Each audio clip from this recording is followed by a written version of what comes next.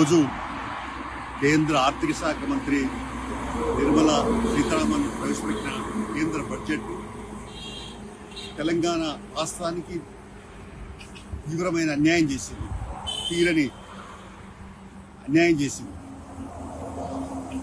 ఇప్పటికీ ఒక పైసా కూడా కేంద్ర బడ్జెట్లో కేటాయించకపోవడం దుర్మార్గం. 7 లక్షల కోట్ల అప్పున్నది, కొత్తగా రాష్ట్రం ఏర్పడ్డది. కానీ ఇక్కడ బీజేపీకి కూడా 8 పార్లమెంట్ సీట్లు ఇచ్చినారు తెలంగాణ ప్రజలు. అయినా మోసం చేసింది కేంద్ర బీజేపీ ఎన్డీఏ ప్రభుత్వం చెప్పిన శక్తి లేదు. ఆంధ్ర బీహార్ రాష్ట్రాలకు ప్యాకేజ్ ఇస్తే హర్షించదగ్గ పరిణామే, కానీ తెలంగాణకు ఎందుకు ముండి చెవి చూపించారనే ప్రశ్నిస్తున్నాం.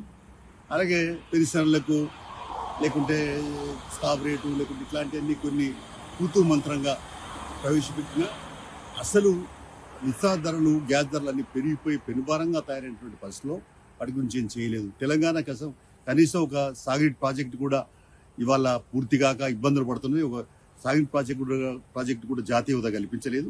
ఇలాంటి కానీ ఏ ఒక్క రైల్వే కోచ్ ఫ్యాక్టరీ విభజన హామీలు ఏదో ఒకటి అమలు కాలేదు.